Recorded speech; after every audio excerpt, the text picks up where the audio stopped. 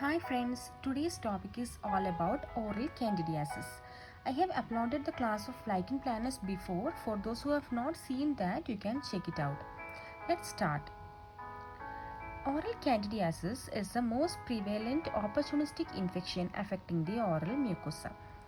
In the vast majority of cases, the lesions are caused by the yeast Candida albicans. Oral candidiasis is divided into primary and secondary infections.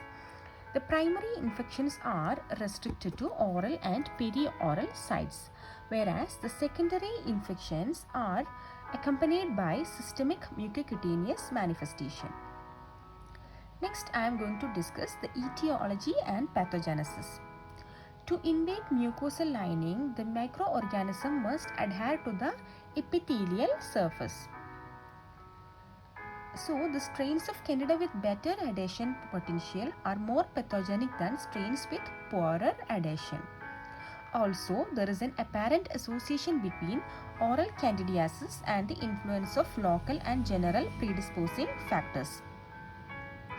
The local predisposing factors are able to promote growth of Candida or to affect the immune response of the oral mucosa.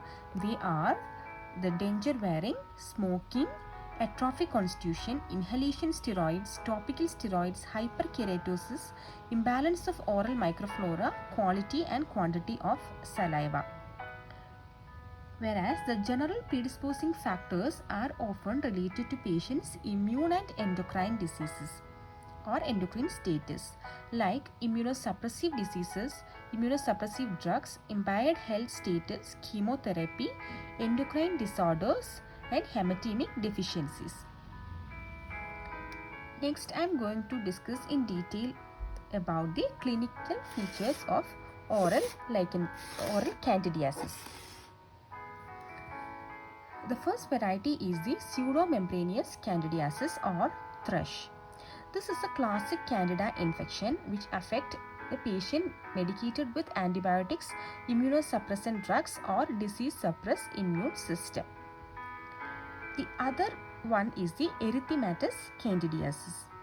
Erythematous form of candidiasis was previously referred to as atrophic oral candidiasis. In this erythematous form, it is not just an atrophy but the increased vascularization also. Then this form of candidiasis, this lesion has a diffuse border which helps to distinguish it from erythroplakia, which has a little more sharper demarcation. The infection is predominantly encountered in the palate and dorsum of tongue of patients who are wearing this inhalation, who are using inhalation steroids for a long time.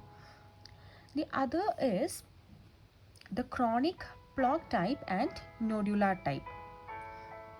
This is the white plaque indistinguishable from oral leukoplakia.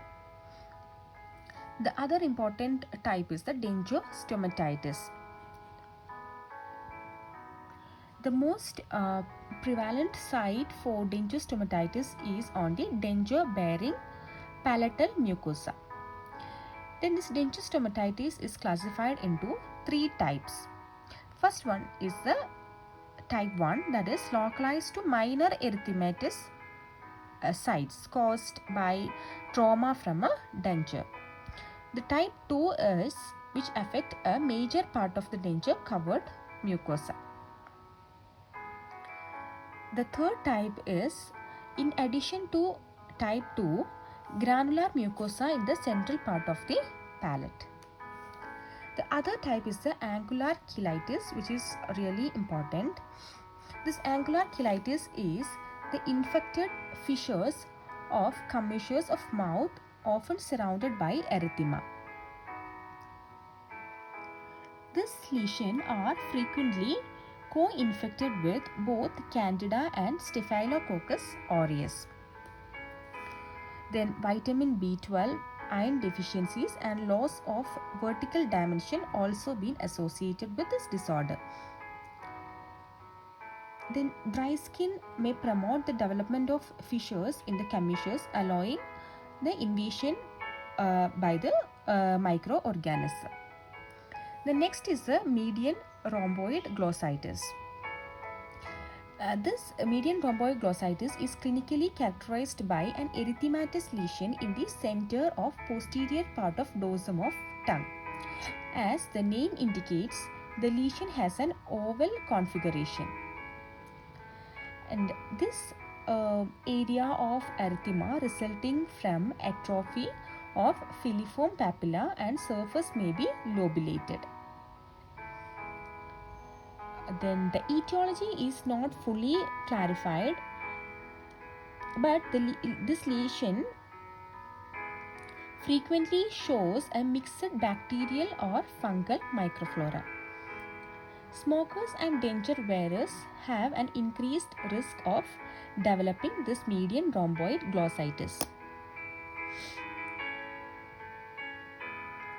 as well as patient using steroid inhalation.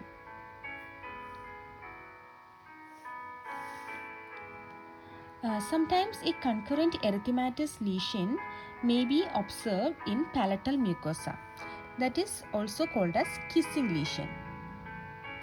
This median rhomboid glossitis is asymptomatic and management is restricted to a reduction in the predisposing factors. Next one is the candidiasis associated with HIV. More than 90% of AIDS patients have had oral candidiasis during the course of their HIV infection, and the infection is considered if this infection is considered in the development of AIDS. So these are the clinical features of the oral candidiasis. This area is really important, so you have to be thorough with this.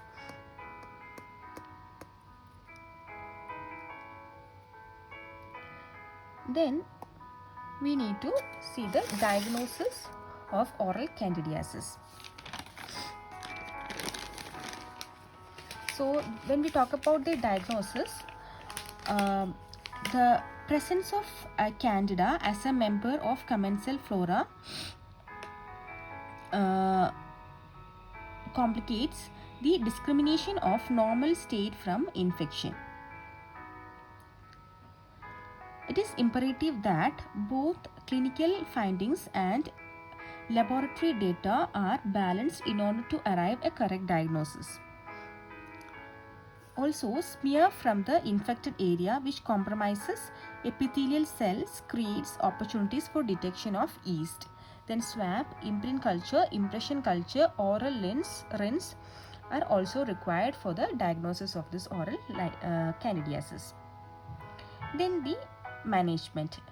Management is mainly to identify the predisposing factors, then antifungal drugs which belongs to group polines or azoles like nystatin and amphotericin B. So this is all the about the oral candidiasis. Now I am going to discuss some of the questions that had asked in the AFK examination related to this oral candidiasis topic. First one is,